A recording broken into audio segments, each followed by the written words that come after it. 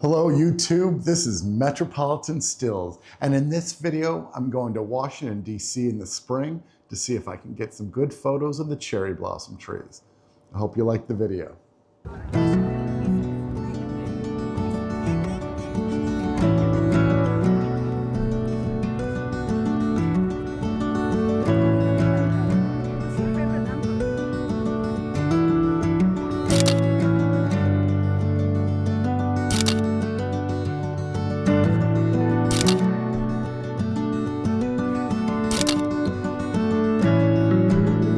All right, that's the end of the montage. Full disclosure, I didn't get that many good photos and I can't use them all in my opening. But hopefully you still watch the video. You can learn from my mistakes. I'll give you some advice about the best shots to get. And that way, when you go to DC, your photos will really blossom. Oh my God, that is so bad. You gotta come up with something better so you could re-record this.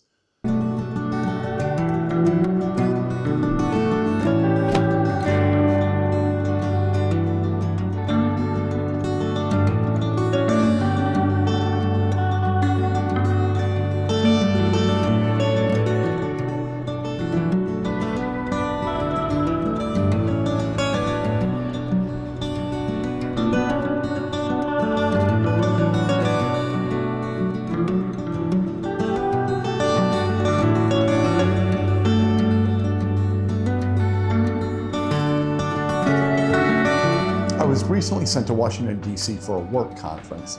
I can't actually explain what work brought me out to D.C., not because it's important, just because it's painfully boring. If you don't live in the D.C. area, it can be difficult to plan when to visit Washington. According to the National Park Service, the trees reach their peak bloom at a slightly different time every year. That date ranges anywhere from the middle of March all the way to early April. As of the recording of this video in late February, the National Park Service has yet to release their prediction about when the trees will reach their peak bloom this year. If you're watching this video in 2025, I'm sure you're a family member of mine, thanks. But I should warn you that the tidal basin where most of the cherry blossom trees are located has recently begun a massive construction project. I don't know how much of the lake is under construction, but I do know that if you're planning a once-in-a-lifetime trip to Washington, D.C. for the cherry blossoms, 2025 is not the year to go. On my first night in town, I got out of the conference a little late, and I was afraid I wouldn't get to the tidal basin before sunset. So I went to my backup photo location, Washington's Union Station. This was a mistake. Look at this sky. These clouds would have made for some beautiful photographs of the cherry blossom trees. But instead, I went to an underground train station.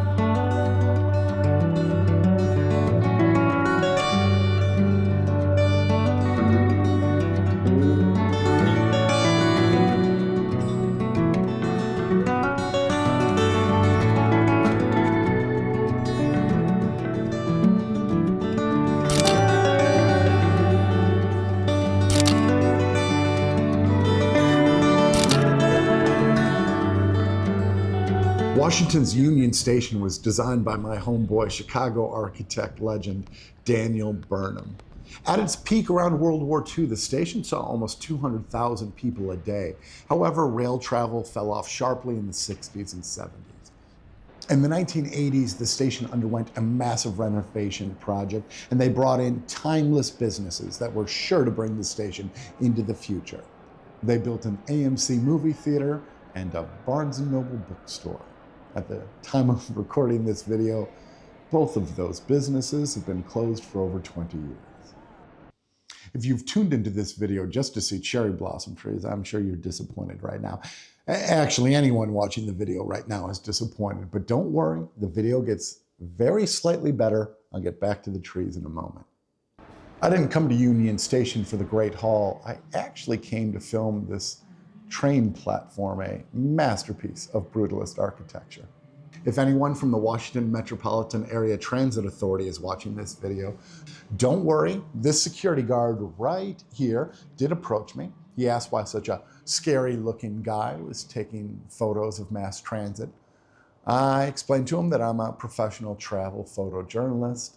I showed him my portfolio. He asked if anyone actually likes these photos, and then I went on shooting.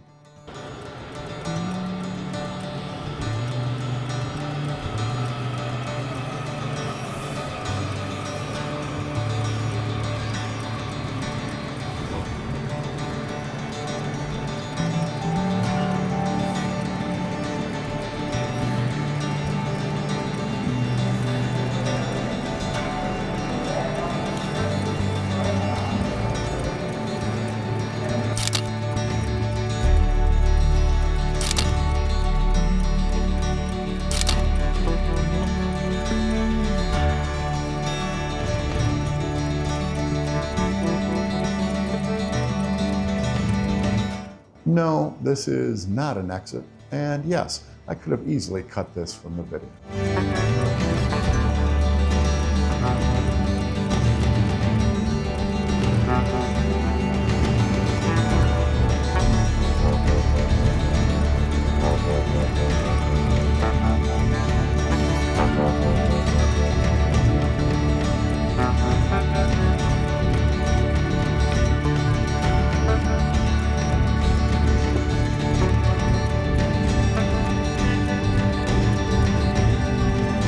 When I got back to the hotel room that night, I opened up my laptop, fired off a few work emails, turned on CNBC to see how the markets closed.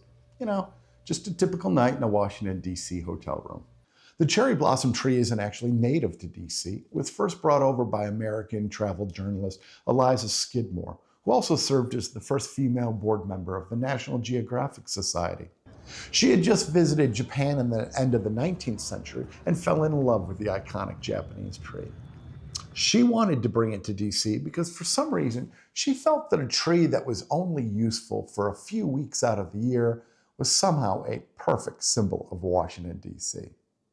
However, the power brokers in DC did not listen to her for some reason, so Skidmore and her rich friends began privately planting the trees all throughout town. However, in 1912, the mayor of Tokyo gave a very generous gift of several thousand cherry blossom trees to Washington, D.C. Unfortunately, when the trees arrived, a few bugs were discovered, and fearing infestation, the US burned all of the trees.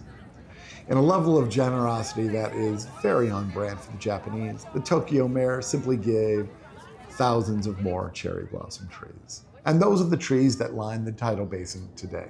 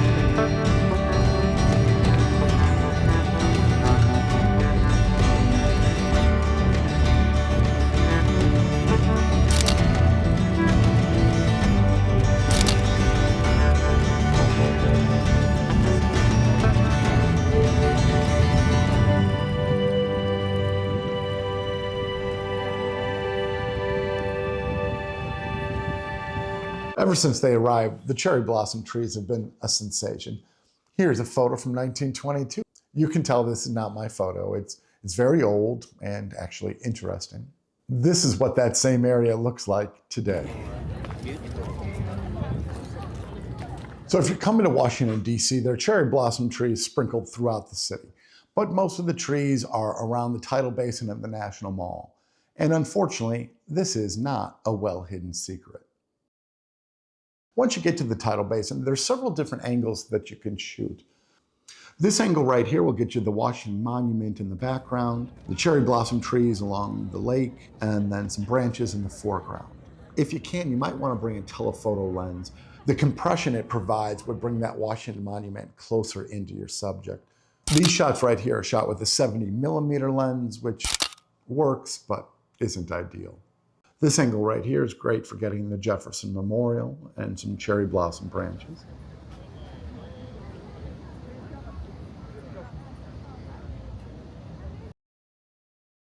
On the other side of the tidal basin, that would allow you to get the setting sun in your shot.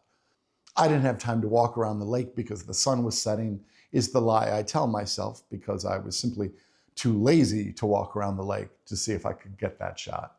One of the main mistakes I made, I'm certain you already noticed this, is my focus. Full disclosure, right before the trip, I had bought my dream lens, a 24-70 f2.8. And like any dumb amateur, I was anxious to show off my fast lens, and I shot everything at 2.8. The problem is, the only thing in focus are the monuments. But I didn't go there to shoot the monuments, I went there to shoot the trees, and they're all out of focus. What I should have done is stop down to an f8 or f11. That way, everything in the frame would be in focus, and these photos would have turned out much better. Having gotten the best photos I thought I could get, I had gained enough courage to finally enter the world of travel vlogger, and I decided to humiliate myself by recording an intro on location. This is Jason from Metropolitan Stills, and in this video, we're in Washington, D.C. for the Cherry Blossom Festival. Hello, it's Jason from Metropolitan Stills. Hi, it's Jason from Metropolitan Stills. Hi, it's Jason. Hi. Jason. And in this video, we're in Washington, D.C. We're in Washington, D.C. for the Cherry Blossom Festival. After this public shaming, I decided to call it a night. I went back to my hotel room.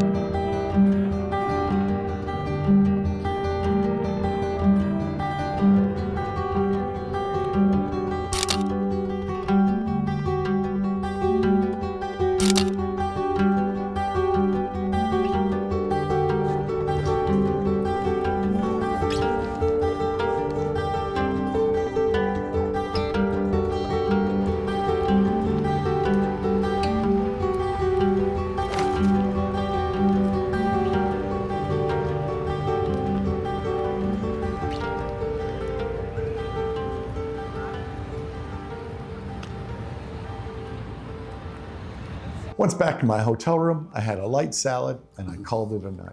So that's my trip to Washington, D.C.